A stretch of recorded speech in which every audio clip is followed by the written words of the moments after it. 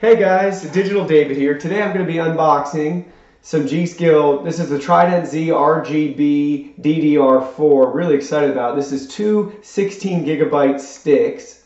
If you want to find out more about this product, go ahead and check out the link in my video description below. It'll take you to Amazon and you can check it out there, and there's a couple different options for you. So I'm really excited. The packaging is really sweet. Here's what it looks like on the front. There's the back.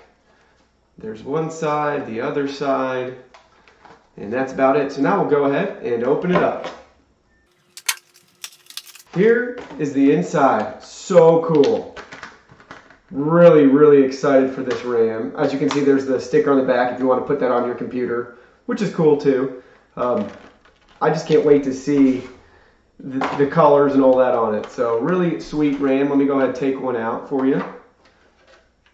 Oh man, it's got a good weight to it. The metal finish, aluminum finish, whatever you want to call that, from Gskill, really cool. So I'm not sure if my video can do it justice, but yeah, this is it. Thank you for watching this video, and I will see you guys in the next video.